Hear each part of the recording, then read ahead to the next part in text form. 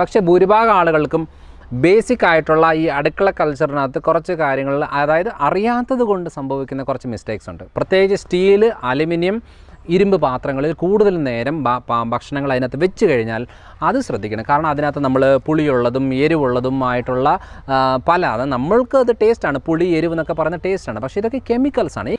അതേപോലെ കാനോല ഓയിൽ, അതേപോലെ നമ്മുടെ ഒലിവ് ഓയിൽ ഏറ്റവും ബെസ്റ്റ് ഓപ്ഷനാണ്. പക്ഷേ ഈ ഒലിവ് ഓയിലൊന്നും നമ്മളുടെ ഇന്ത്യൻ കുക്കിങ്ങിന് അത്ര സൂട്ട് ആവത്തില്ല. കാരണം ഇതിങ്ങനെ ഹീറ്റ് ചെയ്ത് എടുക്കേണ്ട ഒരു കാര്യമല്ല. ഇനിയും പഞ്ചസാരയുടെ ഉപയോഗം എത്ര കുറയ്ക്കുന്നോ അത്രയും നല്ലത്. പിന്നെ ഈ ചെറുപയർ, വൻപയർ, കടല, മുതിര, ഉഴുന്ന്, പരിപ്പ്, ഗ്രീൻ പീസ് ഇതെന്ന് പറയുന്നത് ഹൈ റിച്ച് പ്രോട്ടീൻസാണ്. ഇത് കുട്ടികൾക്ക് ഏറ്റവും നല്ലൊരു കാര്യമാണ്. ഇനി നമ്മൾ ഉപയോഗിക്കുന്ന കത്തി വളരെ വളരെ വളരെ ഇമ്പോർട്ടൻ്റ് ആണ്. നമ്മൾ ഹൈ ക്വാളിറ്റി നല്ല വില കൊടുത്തിട്ട് കത്തി ഉപയോഗിക്കുന്നതാണ് നല്ലത്. കാരണം ചില കത്തികളൊക്കെ കാണാറില്ലേ. Hello everyone, I am doctor Manoj Johnson. Lifestyle മെഡിസിനിലേക്ക് സ്വാഗതം. ഇന്ന് നമ്മൾ ഡിസ്കസ് ചെയ്യാൻ പോകുന്നത് നമ്മുടെ അടുക്കളയിൽ ഉപയോഗിക്കുന്ന പല രീതിയിലുള്ള കാര്യങ്ങളില്ലേ. പാത്രങ്ങളായിട്ടുണ്ട്, സാമ്പാർ പൊടികൾ, അതായത് മസാലപ്പൊടികൾ, അതേപോലെ എണ്ണകൾ, പയർ പരിപ്പ് വർഗ്ഗങ്ങൾ, പച്ചക്കറികൾ, അങ്ങനെ പല രീതിയിലുള്ള കാര്യമുണ്ട്. കാരണം അടുക്കളയെ കറക്റ്റായിട്ട് നമ്മൾ ഏത് രീതിയിൽ മാനേജ് ചെയ്യുന്നു എന്ന് അറിയുവാണെന്നുണ്ടെങ്കിൽ പിന്നെ അവർക്ക് ഈ രോഗങ്ങളെ പേടിക്കേണ്ട ആവശ്യം വരത്തില്ല. അല്ലെന്നുണ്ടെങ്കിൽ ചെറിയ ചെറിയ കാര്യങ്ങൾക്കൊക്കെ ആശുപത്രിയിൽ പോകേണ്ട ആവശ്യം വരത്തില്ല. പക്ഷേ ഭൂരിഭാഗം ആളുകൾക്കും ബേസിക് ആയിട്ടുള്ള ഈ അടുക്കള കൾച്ചറിനകത്ത് കുറച്ച് കാര്യങ്ങൾ അതായത് അറിയാത്തത് കൊണ്ട് സംഭവിക്കുന്ന കുറച്ച് മിസ്റ്റേക്സ് ഉണ്ട്. അതിൽ ഞാൻ പല വീഡിയോകളിലും പറഞ്ഞിട്ടുണ്ട്. എന്തായാലും ഞാനൊന്ന് ഒരുമിച്ചാക്കിയിട്ട് അടുക്കളയിലെ എല്ലാ കാര്യങ്ങളും ഉൾപ്പെടുത്തിക്കൊണ്ട് ഒരു വീഡിയോ ആണ് ഇന്ന് ഉദ്ദേശിക്കുന്നത്.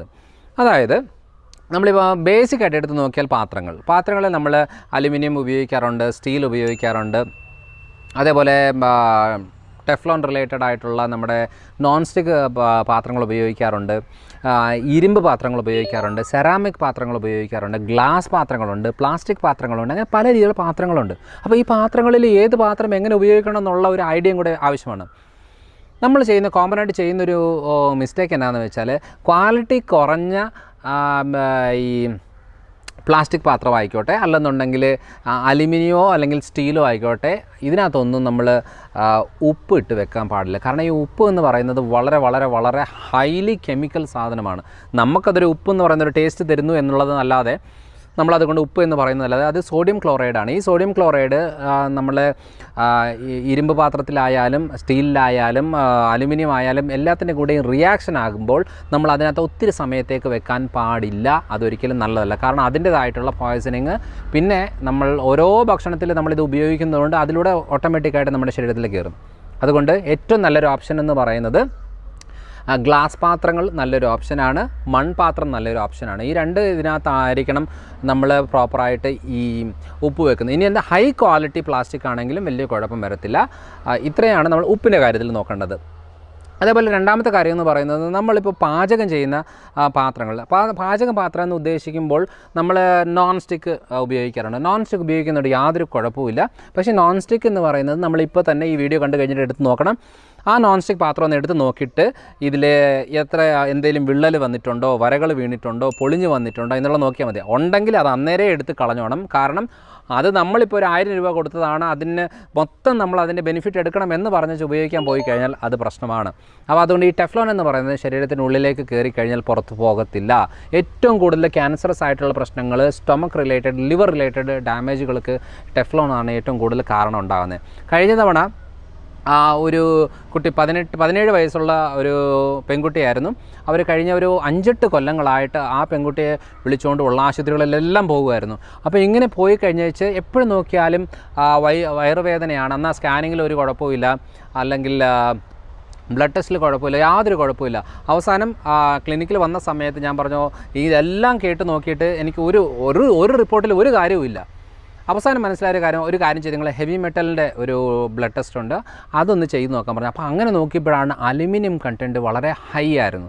അപ്പോൾ അതുകൊണ്ടാണ് ഞാൻ ഈ വീഡിയോ തന്നെ എടുക്കാനുള്ള കാര്യം എന്ന് വെച്ചാൽ ഈ അലുമിനിയം കണ്ടൻറ്റ് വളരെ ഹൈ ആയിരിക്കുന്ന സാഹചര്യങ്ങളിൽ ഏറ്റവും കൂടുതൽ ഈ വയറുവേദന പ്രശ്നങ്ങൾ, ദഹന പ്രശ്നങ്ങൾ, ലിവർ കണ്ടീഷൻ്റെ ബുദ്ധിമുട്ടുകൾ ഉണ്ടാകുന്നത് ഇങ്ങനെയാണ്. അപ്പം റിപ്പീറ്റഡ് ആയിട്ട് നമ്മുടെ ഇമ്മ്യൂണിറ്റി ലെവൽ കുറയുകയും റിപ്പീറ്റഡ് എല്ലാ ഇൻഫെക്ഷൻസ്, എല്ലാ പ്രശ്നങ്ങളും നമുക്ക് വരും. ചിലർ പറയാറില്ല ഇവൻ്റെ ഇമ്മ്യൂണിറ്റി വളരെ ലോ ആണ്, എപ്പോഴും ഇടയ്ക്കിടയ്ക്ക് ഇങ്ങനെ ജലദോഷം വരാറുണ്ട്, ക്ഷീണം ഉണ്ടാകാറുണ്ട്, പനി വരാറുണ്ട് എന്നൊക്കെ പറയുമ്പോൾ ശ്രദ്ധിക്കേണ്ട കാര്യമാണ്. നമ്മൾ ഉപയോഗിക്കുന്ന പാത്രങ്ങളും ഇതിനകത്ത് ബാധകമാണ് എന്നാണ് ഞാനത് എടുത്തു പറഞ്ഞത്. പിന്നെയുള്ള കാര്യം എന്താണെന്ന് വെച്ചാൽ നോൺ സ്റ്റിക്ക് ഉപയോഗിക്കാം. അത് നല്ല കറക്റ്റായിട്ടുള്ള രീതിയിലാണെങ്കിൽ കുഴപ്പമില്ല. ഇനിയുള്ളതെന്ന് പറയുന്നത് നമ്മുടെ സർജിക്കൽ സ്റ്റീലിൻ്റെ മെറ്റീരിയൽസ് ഉണ്ട്. അത് നല്ലൊരു ഓപ്ഷനാണ്. കാരണം അതിനകത്ത് നമ്മൾ ഈ ടെഫ്ലോൺ റിലേറ്റഡ് ആയിട്ട് അല്ലെങ്കിൽ സ്റ്റെയിൻലെസ് സ്റ്റീലോ അലുമിനിയം എന്നൊക്കെ പറയുന്നത് ഉള്ളിലെല്ലാം തുളകളാണ്, പക്ഷേ പുറത്തുനിന്നാണ് ക്ലിയറായിട്ട് അതിനെ ഗ്യാപ്പ് ഇല്ലാതെ അങ്ങ് കവർ ചെയ്ത് വെക്കുമ്പോഴാണ് നമുക്ക് ഇത് വരുന്നത്. പക്ഷേ ഈ സർജിക്കൽ സ്റ്റീലിൻ്റെ രീതികളെന്ന് പറയുന്നത് ഫുൾ മൊത്തം മെറ്റലും ഒരു ഗ്യാപ്പ് പോലും ഇല്ലാതിരിക്കുന്നതുകൊണ്ട് നമുക്ക് അങ്ങനെ ഓയിൽ ഉപയോഗിക്കേണ്ട കാര്യങ്ങളുടെ ആവശ്യം വരത്തില്ല. പിന്നെ അത് കുറച്ച് എക്സ്പെൻസീവാണ്, അതുകൊണ്ട് അത് സാധാരണ ആളുകൾക്ക് അത് പറ്റത്തില്ല. എന്നാലും അങ്ങനെ ഒരു ഓപ്ഷൻ ഉണ്ട് എന്നാണ് ഞാൻ എടുത്ത് പറഞ്ഞത്. ഇനിയുള്ളത് ഇരുമ്പിൻ്റെ എന്ന് പറഞ്ഞാൽ ഇരുമ്പിൻ്റെ പാത്രങ്ങൾ കറക്റ്റായിട്ട് ഉപയോഗിക്കാൻ അറിയുമെങ്കിൽ മാത്രമേ ഇരുമ്പ് പാത്രങ്ങൾ ഉപയോഗിക്കാവുള്ളൂ.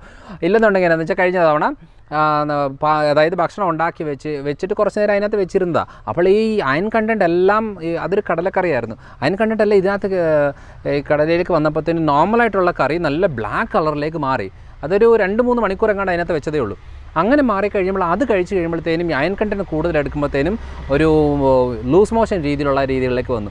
അപ്പോഴാണ് മനസ്സിലായത് ഈ പാത്രം, കാരണം നോർമലായിട്ട് ഒരു കടലക്കറി കഴിച്ചാലൊന്നും ആകത്തില്ല. പക്ഷേ എന്തുകൊണ്ടാണെന്ന് പറഞ്ഞാൽ ഈ അയൺ കണ്ടൻറ്റ് കൂടുതലായിട്ട് ബോഡിയിലേക്ക് കയറിയാലാണ്. അപ്പോൾ ഏത് പാത്രത്തിൽ നമ്മൾ ഫുഡ് ചെയ്താലും ആ പാത്രത്തിൽ കൂടുതൽ നേരം വയ്ക്കും. പ്രത്യേകിച്ച് സ്റ്റീൽ, അലുമിനിയം, ഇരുമ്പ് പാത്രങ്ങളിൽ കൂടുതൽ നേരം ഭക്ഷണങ്ങൾ അതിനകത്ത് വെച്ച് കഴിഞ്ഞാൽ അത് ശ്രദ്ധിക്കണം. കാരണം അതിനകത്ത് നമ്മൾ പുളിയുള്ളതും എരിവുള്ളതും ആയിട്ടുള്ള അത് നമ്മൾക്ക് അത് ടേസ്റ്റാണ്. പുളി, എരിവ് എന്നൊക്കെ പറയുന്ന ടേസ്റ്റാണ്. പക്ഷേ ഇതൊക്കെ കെമിക്കൽസാണ്. ഈ കെമിക്കൽസൊക്കെ സ്റ്റീലിലും അലുമിനിയത്തിലും ഇരുമ്പിലും ഒക്കെ റിയാക്ഷൻ ഉണ്ടാക്കുകയും അതിൽ നിന്ന് ഓക്സൈഡുകളും ആയിട്ട് മാറുകയും അത് നമ്മുടെ ഉള്ളിലേക്ക് കയറിയാൽ പ്രശ്നമുണ്ടാകും. അതുകൊണ്ട് എങ്ങനെ വേണമെങ്കിലും പാചകം ചെയ്തോ, പക്ഷേ അത് വെക്കണമെന്നുണ്ടെങ്കിൽ ഏതെങ്കിലും സെറാമിക് പാത്രങ്ങളിലോ അല്ലെന്നുണ്ടെങ്കിൽ ക്വാളിറ്റി ഉള്ള ഫൈബർ പാത്രങ്ങളിലോ അല്ലെന്നുണ്ടെങ്കിൽ ഗ്ലാസ് പാത്രങ്ങളിലോ ആണ് ഏറ്റവും നല്ലൊരു ഓപ്ഷൻ ഈ പാചകം ചെയ്തത് മാറ്റി വെക്കാൻ വേണ്ടിയിട്ട്. ഇനി നമ്മൾ കഴിക്കുന്ന പ്ലേറ്റുകളിലായാലും ബെസ്റ്റ് ഓപ്ഷൻ എന്ന് പറയുന്നത് ഈ സെറാമിക് പാത്രങ്ങളില്ലേ. സെറാമിക് എന്ന് ഉദ്ദേശിക്കുന്നത് നമ്മൾ ഈ നോൺ സ്റ്റിക്കിൻ്റെ ഒരു സെറാമിക് മോഡലല്ല, നമ്മുടെ ഈ താഴെയിട്ടാൽ പൊട്ടുന്ന ടൈപ്പിൻ്റെ സെറാമിക് പാത്രങ്ങളില്ലേ, അതാണ് ഏറ്റവും കൂടുതൽ നമ്മൾ ഭക്ഷണം കഴിക്കാനും വിളമ്പാനും ഇതൊക്കെ ആയിട്ട് ഉപയോഗിക്കാൻ ഏറ്റവും നല്ലത് ആ രീതിയിലുള്ള സെറാമിക് പാത്രങ്ങളാണ്. അതിപ്പം പല രീതിയിൽ ചൈനീസ് പാത്രങ്ങൾ എന്നൊക്കെ പറയാറില്ലേ, പൊട്ടുന്ന ടൈപ്പിൻ്റെ മൺ ടൈപ്പിൻ്റെ പൊട്ടുന്ന രീതിയിലുള്ള പാത്രങ്ങളാണ് ഏറ്റവും നല്ലൊരു ഓപ്ഷൻ. അപ്പോൾ ഈ പാത്രങ്ങൾ എന്നൊക്കെ പറഞ്ഞാൽ വളരെ ഇമ്പോർട്ടൻ്റ് ആണ്. നമ്മൾ വെള്ളം വെക്കുന്നത് തന്നെ ഇപ്പോൾ കോപ്പർ നല്ലൊരു ഓപ്ഷനാണ്. പക്ഷേ ഹൈ ക്വാളിറ്റി കോപ്പർ ആണെന്ന് ഉറപ്പ് വരുത്തണമെന്നുണ്ടെങ്കിൽ അത് നല്ല കമ്പനിയിലുള്ള ഇതായിരിക്കണം. അതിനകത്ത് കറക്റ്റായിട്ടുള്ള പെർസെൻറ്റേജ് മെൻഷൻ ചെയ്തിരിക്കണം. അങ്ങനെയാണെങ്കിലേ അത് ഉപയോഗിക്കേണ്ട ആവശ്യമുള്ളൂ. ഇല്ലെന്നുണ്ടെങ്കിൽ ചില സൂപ്പർ മാർക്കറ്റിലൊക്കെ പോയി കഴിഞ്ഞാൽ 1000 രൂപ 1500 രൂപയുടെ നോൺ സ്റ്റിക്ക് ഒക്കെ എന്ന് പറയുന്നത് 100, 200, 500 രൂപയുടെ ഉള്ളിലാണ് നമുക്ക് കിട്ടിക്കൊണ്ടിരിക്കുന്നത്. ഓഫറാന്ന് പറഞ്ഞാൽ തരികയാണ്. അതൊക്കെ വീട്ടിൽ കൊണ്ടുവന്ന ഒറ്റ മാസം കൊണ്ട് തന്നെ അതിലുള്ളതെല്ലാം നമ്മൾ കഴിച്ച് തീർക്കുകയും ചെയ്യും. അതിനകത്ത് നല്ലതെല്ലാം നമ്മുടെ ശരീരത്തിൽ കയറും. അപ്പോൾ ശ്രദ്ധിക്കണം, നല്ല കമ്പനിയിലുള്ള നല്ല ക്വാളിറ്റി ഉള്ളത് കുറച്ച് പൈസ മുടക്കിയായാലും കുഴപ്പമില്ല. അത് നമ്മൾ ചിലപ്പോൾ 6 മാസമൊക്കെ ഉപയോഗിക്കുന്ന ആളുകളായിരിക്കും, ചിലപ്പോൾ 1 കൊല്ലം ഉപയോഗിക്കുന്നവരുണ്ട്, അങ്ങനെയൊക്കെ ഉണ്ട്. എന്നാലും നമ്മുടെ ഉപയോഗത്തിനനുസരിച്ച് ഇതിൻ്റെ ഡ്യൂറബിലിറ്റി കൂടുകയും കുറയുകയും ചെയ്യും. അതുകൊണ്ട് പാത്രങ്ങൾ വളരെ ഇമ്പോർട്ടൻ്റ് ആണ്. ഇനി എണ്ണയുടെ കാര്യത്തിൽ നമ്മൾ ഏറ്റവും കൂടുതൽ ശ്രദ്ധിക്കേണ്ടത്, നമ്മളിപ്പോൾ പല രീതിയിലുള്ള എണ്ണകളുണ്ട്. വെളിച്ചെണ്ണയുണ്ട്, റൈസ് ബ്രാനുണ്ട്, അതേപോലെ സൺഫ്ലവർ, പിന്നെ എള്ളെണ്ണ, കടുകെണ്ണ, തവിടെണ്ണ, മറ്റേ പല രീതിയിലുള്ള എണ്ണകളില്ലേ, നമ്മൾ സാധാരണ ഉപയോഗിക്കുന്ന എണ്ണകളൊക്കെ ഉണ്ടല്ലോ. അപ്പോൾ ഈ എണ്ണകളിൽ ഏത് എണ്ണയാണ് കുറച്ചുകൂടെ നല്ലത്, ഏത് എണ്ണയാണ് കുറച്ചുകൂടെ ബെറ്റർ എന്നുള്ളത് നമുക്ക് എപ്പോഴും കൺഫ്യൂഷനാണ്. റിഫൈൻഡ് ഓയിൽസ് എന്ന് പറയുന്നത്, നമ്മൾ റിഫൈൻഡ് എന്ന് ഉദ്ദേശിക്കുന്നത് നമ്മൾ കേൾക്കുമ്പോൾ കൊള്ളാമല്ലോ നല്ല ശുദ്ധീകരിച്ച എണ്ണ എന്നുള്ളത് ഒന്നുമല്ല. ഇത്രയും ലോ ക്വാളിറ്റി ആയിട്ട് ഒരു രീതിയിലുള്ള ആരോഗ്യ ഗുണങ്ങളില്ലാത്ത എണ്ണകളാണ് റിഫൈൻഡ് ഓയിൽസ്. അതിൽ എന്താ പറയുക, ചെറിയ ഒരു സൺഫ്ലവർ ഓയിൽ 1 ലിറ്റർ കിട്ടണമെന്നുണ്ടെങ്കിൽ മിനിമം ഒരു 7 കിലോ എങ്കിലും സൺഫ്ലവർ സീഡ് വേണം. പക്ഷേ ഇത് എങ്ങനെയാണ് ഇത്രയും എണ്ണ വരുന്നത് നമ്മൾ ആലോചിക്കുന്നില്ല. തവിടെണ്ണ എങ്ങനെയാണ് ഇത്ര കിട്ടുന്നതെന്ന് ആലോചിക്കുന്നില്ല. കാരണം അതിനകത്ത് നമ്മളൊരു പെട്രോളിയം പ്രോഡക്റ്റ് ഹെക്സൈൻ അങ്ങോട്ട് ഇട്ടിട്ട് വേണം അതിൽ നിന്ന് എണ്ണ എടുക്കാൻ. അതിൻ്റെ കോട്ടൺ സീഡ് ഓയിലുകളും കാര്യങ്ങളും എല്ലാം മിക്സ് ചെയ്തെടുത്തിട്ടാണ് ഈ ഒരു ലോ ക്വാളിറ്റി ഇത് വരുന്നത്. കാരണം ഇപ്പം സൺഫ്ലവർ ഓയിലിനൊക്കെ എന്നാ വിലയുണ്ട്, ഒരു 70-80 രൂപയ്ക്കൊക്കെ 100 രൂപയുടെ ഉള്ളിലൊക്കെ സൺഫ്ലവർ ഓയിൽ കിട്ടും. അപ്പോൾ അങ്ങനെ നോക്കണം. നമ്മൾ ഏറ്റവും നല്ല ഓപ്ഷൻ എന്ന് പറയുന്നത് വെർജിൻ കോക്കനട്ട് ഓയിലാണ്. അതേപോലെ നമ്മുടെ ആട്ടിയ വെളിച്ചെണ്ണ നല്ലൊരു ഓപ്ഷനാണ്. പിന്നെ ഇതൊക്കെ എന്താ പറയുക, എല്ലാവരും പേടിപ്പിക്കുകയാണ്, കൊളസ്ട്രോൾ ഉണ്ടാക്കുന്നു, ബ്ലോക്ക് ഉണ്ടാക്കുന്നൊക്കെ പറഞ്ഞു വെച്ച്. പക്ഷേ അതല്ല, ഏറ്റവും കൂടുതൽ കൊളസ്ട്രോളിൻ്റെ അളവ് ഇപ്പോൾ കുറയുന്നുണ്ടെങ്കിൽ ഏറ്റവും കൂടുതൽ ക്യാൻസർ കൂടുന്നത് ഇപ്പോഴാണ്. കാരണം ഈ വെളിച്ചെണ്ണ മാറ്റിയിട്ട് ഇങ്ങോട്ട് മാറുമ്പോഴത്തേനും ഒത്തിരി പ്രശ്നങ്ങളെല്ലാം ഈ സൈഡിൽ നിന്ന് തുടങ്ങുകയാണ്. അതുകൊണ്ട് നല്ലൊരു ഓപ്ഷൻ എന്ന് പറയുന്നത് നമ്മൾ എണ്ണയിൽ വറുത്ത് കോരിയെടുക്കുന്നത് മാത്രമാണ് ഏതൊരു എണ്ണയുടെയും പ്രശ്നം. അപ്പം പാം ഓയിലൊക്കെയാണ് ഇപ്പം high boiling point, smoking point ഉള്ളത് കൊണ്ടാണ് പാം ഓയിലാണ് ഏറ്റവും കൂടുതൽ എണ്ണ വറക്കാനായിട്ട് ഉപയോഗിക്കുന്നത്. പക്ഷേ സാധനം പാം ഓയിൽ ആവണം എന്നുള്ളത് മാത്രമേ നിർബന്ധമുള്ളൂ. പാം ഓയിൽ നല്ലതാണ്, പക്ഷേ നമുക്ക് കിട്ടുന്നത് പാം ഓയിലാണോ എന്നുള്ളതാണ് നമ്മൾ ഏറ്റവും കൂടുതൽ അറിയേണ്ടത്. അതേപോലെ കാനോല ഓയിൽ, അതേപോലെ നമ്മുടെ ഒലിവ് ഓയിൽ ഏറ്റവും ബെസ്റ്റ് ഓപ്ഷനാണ്. പക്ഷേ ഈ ഒലിവ് ഓയിലൊന്നും നമ്മളുടെ ഇന്ത്യൻ കുക്കിങ്ങിന് അത്ര സൂട്ട് ആവത്തില്ല. കാരണം ഇതിങ്ങനെ ഹീറ്റ് ചെയ്ത് എടുക്കേണ്ട ഒരു കാര്യമല്ല. അത് അത്ര ഹീറ്റ് ചെയ്ത് ഉപയോഗിക്കുന്ന ഒരു എണ്ണയല്ല ഒലിവ് ഓയിൽ. അതുകൊണ്ട് ഒലിവ് ഓയിൽ നല്ലതാണ് ഒരു ഡ്രസ്സിങ്ങിന് എടുക്കാൻ, അതേപോലെ സാലഡുകൾക്ക്, അല്ലെന്നുണ്ടെങ്കിൽ ഏതെങ്കിലും ഫുഡ് ഐറ്റംസ് എടുത്തിട്ട് അതിൻ്റെ അവസാനം എടുത്ത് ഉപയോഗിക്കാൻ പറ്റുന്ന ഓയിലാണ് ഒലിവ് ഓയിൽ. അത് നല്ലൊരു കാര്യമാണ്. അപ്പോൾ ഈ കാര്യങ്ങളാണ് നമ്മൾ ശ്രദ്ധിക്കേണ്ടത്. പിന്നെ ഏറ്റവും നല്ലത് എന്ന് പറയുന്നത്, നമ്മൾ ഫാറ്റ് ആൻഡ് ഓയിൽസിൽ ഏറ്റവും നല്ലതെന്ന് പറയുന്നത് വെണ്ണയാണ്. വെണ്ണ, നെയ്യ്, ബട്ടർ, ആ ഓപ്ഷൻ ഇല്ല, അത് ഏറ്റവും നല്ലൊരു ഓപ്ഷനാണ്. പക്ഷേ നമ്മളെല്ലാവരും പേടിച്ച് ആ ഒരു മിൽക്ക് പ്രോഡക്റ്റിൻ്റെ ഐറ്റംസ് നമ്മൾ തൊടാറേ ഇല്ല. എത്ര പേരാണെന്നറിയാമോ വെണ്ണ കഴിച്ചോളാൻ പറയുമ്പോൾ അയ്യോ വെണ്ണ കൊളസ്ട്രോളാണ്, ബ്ലോക്ക് ഉണ്ടാവും എന്നൊക്കെ പറഞ്ഞിരിക്കുന്നുണ്ട്. ആരും ഇവിടുന്ന് ചോറും ഗോതമ്പും കപ്പയൊന്നും കുറയ്ക്കത്തില്ല. ഇവിടുന്ന് ഈ എണ്ണയുടെയും ഈ വെണ്ണ മാത്രം നോക്കിക്കൊണ്ട് പേടിച്ചുകൊണ്ടിരിക്കുന്നതാണ് ഭൂരിഭാഗം ആൾക്കാരും. അതുകൊണ്ട് അതല്ല, നമ്മൾ ബട്ടർ കോഫി എന്നൊക്കെ പറയുന്നത് നല്ലൊരു ഓപ്ഷനാണ്. നമ്മൾ ബട്ടർ യൂസ് ചെയ്തുകൊണ്ടുള്ള ഏതൊരു ഫുഡും നല്ല ന്യൂട്രീഷ്യസ് വാല്യൂ ഉള്ളതാണ്. അതേപോലെ നമുക്ക് കുറച്ച് കഴിച്ചാൽ കൂടുതൽ സാറ്റിസ്ഫാക്ഷൻ കിട്ടുന്ന ഒരു കാര്യം കൂടിയാണ് ഈ ബട്ടർ എന്ന് പറയുന്നത്. അതുകൊണ്ട് നെയ്യ്, വെണ്ണ എന്നൊക്കെ പറയുന്നത് നല്ലൊരു ഓപ്ഷനാണ്. നമ്മൾ ഫുഡിൽ ഉൾപ്പെടുത്തണം, കുട്ടികൾക്കത് ഉണ്ടാക്കി കൊടുക്കണം എന്നതാണ്. കാരണം ഏറ്റവും കൂടുതലായിട്ട് ഈ കാൽസ്യം, അതേപോലെ വൈറ്റമിൻസ്, മിനറൽസ് ഏറ്റവും കൂടുതൽ അടങ്ങിയേക്കുന്നത്, ഹെൽത്തി ഫാറ്റ് ഉള്ളത് ഈ വെണ്ണയിലും അതേപോലെ നെയ്യിലൊക്കെയാണ്. അപ്പം ഇത് നമ്മൾ ശ്രദ്ധിച്ച് വേണം ചെയ്യാനായിട്ട്. ഇനിയും പഞ്ചസാരയുടെ ഉപയോഗം എത്ര കുറയ്ക്കുന്നോ അത്രയും നല്ലത്. പിന്നെ ഈ ചെറുപയർ, വൻപയർ, കടല, മുതിര, ഉഴുന്ന്, പരിപ്പ്, ഗ്രീൻ പീസ്, ഇതെന്ന് പറയുന്നത് ഹൈ റിച്ച് പ്രോട്ടീൻസാണ്. ഇത് കുട്ടികൾക്ക് ഏറ്റവും നല്ലൊരു കാര്യമാണ്. പക്ഷേ ക്രിയാറ്റിൻ ലെവൽ കൂടുതലുള്ള ആളുകൾക്ക്, അതേപോലെ യൂറിക് ആസിഡ് കൂടുതലുള്ള ആളുകൾ, കിഡ്നി സ്റ്റോൺ ഉള്ള ആളുകൾക്ക്, അതേപോലെ വെരിക്കോസ് അൾസർ, കാലിൻ്റെ വ്രണങ്ങളുള്ള കണ്ടീഷനുള്ള ആളുകൾക്ക്, പിന്നെ വയറ്റിൽ ബുദ്ധിമുട്ടുള്ള ആളുകൾക്ക് ഈ പയർ, പരിപ്പ് വർഗ്ഗങ്ങൾ ഏറ്റവും കൂടുതൽ പ്രശ്നം ഉണ്ടാക്കും. അതിനെ പ്രോപ്പറായിട്ട് ബ്ലഡ് ടെസ്റ്റ് ചെയ്ത് നോക്കിയിട്ട് വേണം കൂടുതൽ നമുക്ക് എടുക്കണോ വേണ്ടയോ എന്നുള്ളൊരു ഐഡിയ കിട്ടാൻ. അതുകൊണ്ട് ക്രിയാറ്റിൻ കുറയണോ, ഈ പയർ, പരിപ്പ് വർഗ്ഗങ്ങൾ കട്ട് ചെയ്തെങ്കിലേ പറ്റത്തുള്ളൂ, കുറച്ചിട്ട് കാര്യമില്ല.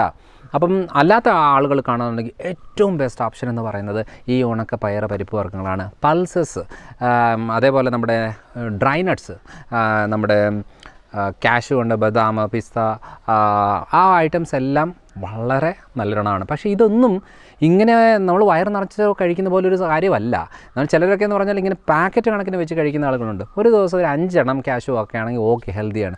ഒരു പിടി ഗ്രൗണ്ട് നട്ടാണെന്നുണ്ടെങ്കിൽ, ഗ്രൗണ്ട് നട്ടിന് നിലക്കടലയാണെന്നുണ്ടെങ്കിൽ ഏറ്റവും നല്ലൊരു കാര്യമാണ്. കാരണം അതിനകത്ത് നമ്മുടെ ഹാർട്ടിൻ്റെ ഹെൽത്തിനുള്ള ഹെൽത്തി ഫാറ്റുകൾ ഏറ്റവും കൂടുതലുള്ളത് ഗ്രൗണ്ട് നട്ട്സിലാണ്. പിന്നെ ഭക്ഷണം കഴിക്കുന്നതിന് മുമ്പ് ഒരു പിടി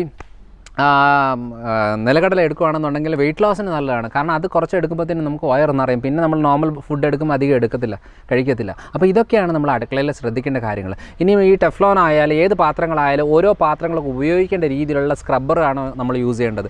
അതായത് നമ്മളിപ്പോൾ കണ്ടില്ലേ, ചിലയിടത്തൊക്കെ ഗ്രീൻ സ്ക്രബ്ബർ കാണാറുണ്ട്, ചിലയിടത്തൊക്കെ സ്പോഞ്ചിൻ്റെ കാണാറുണ്ട്, സ്പോഞ്ച് പ്ലസ് ഗ്രീൻ അല്ലെങ്കിൽ ബ്ലൂ കളറിൻ്റെ റഫ് കാണാറുണ്ട്, ചിലർക്ക് സ്റ്റീൽ കാണാറുണ്ട്. അങ്ങനെ പല ടൈപ്പിന് സ്ക്രബ്ബേഴ്സ് ഉണ്ട്. ചില പ്ലാസ്റ്റിക് സ്ക്രബ്ബേഴ്സ് ഉണ്ട്.